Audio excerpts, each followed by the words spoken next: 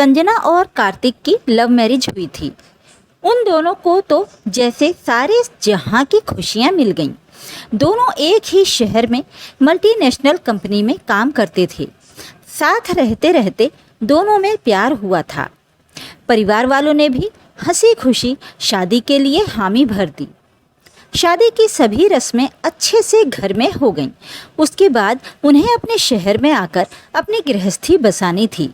शुरुआती दिन तो काफ़ी प्यार भरे अच्छे बीते, पर धीरे धीरे कार्तिक और संजना में खाना बनाने को लेकर नोक झोंक होने लगी। संजना ने कितनी बार कहा कि वो ऑफिस से आकर थक जाती है, एक खाना बनाने वाली रख लेते हैं, लेकिन कार्तिक को मेड के हाथ का खाना पसंद नहीं था। कार्तिक का तर्क था कि मैं इतने साल बाहर रहा, हॉस्टल में रहकर पढ़ाई की, नौकरी की, बाहर का खाना ही खाया, पर अब मुझे अपने घर का पत्नी के हाथों से बना खाना ही खाना है। खाना बनाने वाली तो खाना बनाकर रख कर चली जाएगी, गर्मा गर्म चपाती तो बनाएगी नहीं, इसलिए मैं खाना बनाने वाली तो रखूँगा नहीं।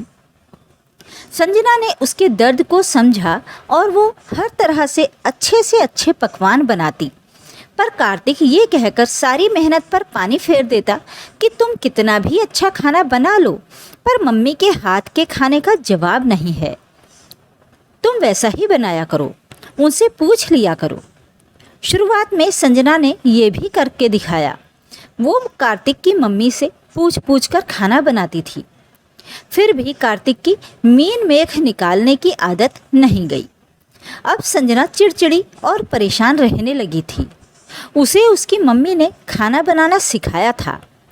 पढ़ाई के साथ साथ वो खाना भी बना लेती थी, पर बार बार कार्तिक की अपनी मम्मी से तुलना करना उसे दुख पहुंचाता था। उसने एक उपाय सोचा कि किस तरह कार्तिक को सही लाइन पर लाया जाए। बेकार में लड़ने झगड़ने से तो कोई फ़ायदा नहीं होगा। एक दिन वो ऑफिस से थकी हुई आई थी। उसने कार्तिक को चाय बनाने को कहा, पर कार्तिक ने सुनकर भी अनसुना कर दिया। वो कहने लगी, आज पापा होते तो चाय बना देते। पता है कार्तिक, शादी से पहले जब मैं घर आती थी तो पापा झट से हाथ में अदरक की चाय की प्याली लाकर रख देते थे। वहीं बारिश के मौसम में चाय के साथ रामू हलवाई की दुकान के गर्मा गर्म समोसे, मज़ा ही आ जाता था। कार्तिक ने सुना, पर ज़्यादा दिल पर नहीं लिया और अपने काम पर लग गया। कुछ दिन बाद संजना का जन्मदिन आया तो कार्तिक के साथ संजना मॉल में गई। उसने जानबूझकर महंगी ड्रेस पसंद की। कार्तिक ने एक बार को मना कर दिया। तभी संजना ने कहा कि पापा होते तो दिलवा देते, इस तरह कभी मना नहीं करते। मेरे पापा ने मुझे कभी जन्मदिन के उपहार के लिए मना नहीं किया, और पैसे तो वो कभी देखते ही नहीं थे। मैं अभी पापा को फ़ोन करती हूँ, पेमेंट वो कर देंगे। इस बार कार्तिक चिढ़ गया। तुम्हें तो पता है हमने नई नई गृहस्थी बसाई है, अभी हम ये महंगी ड्रेस खरीद नहीं सकते।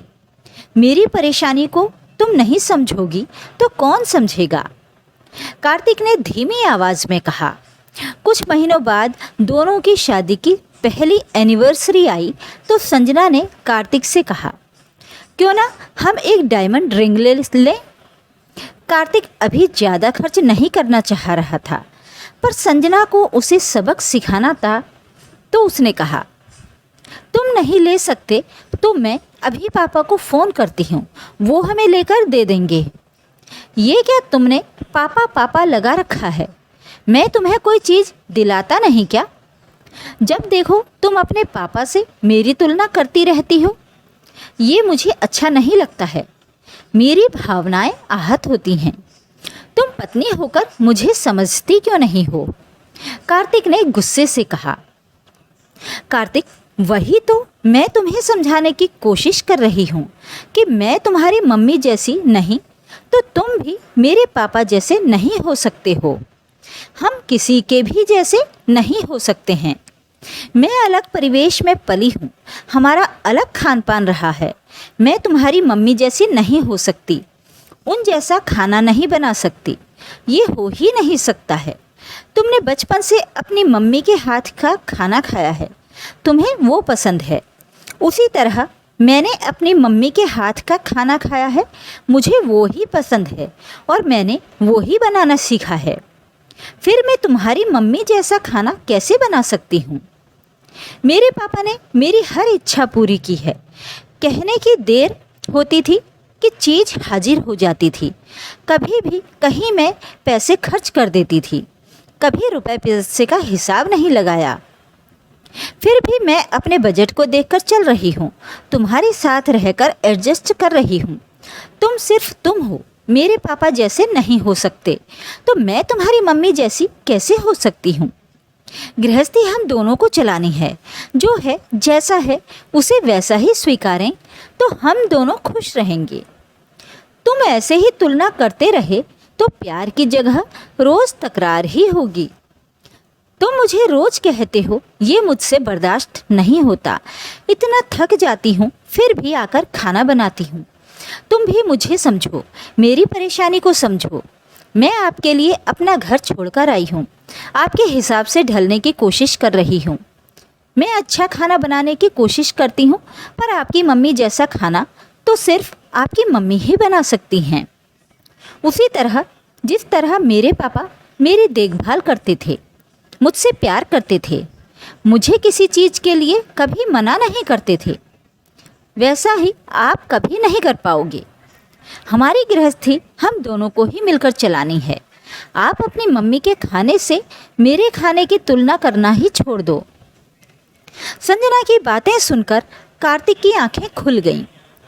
अब उसे अपनी गलती का एहसास हुआ और उसने अब तुलना करना छोड़ दिया।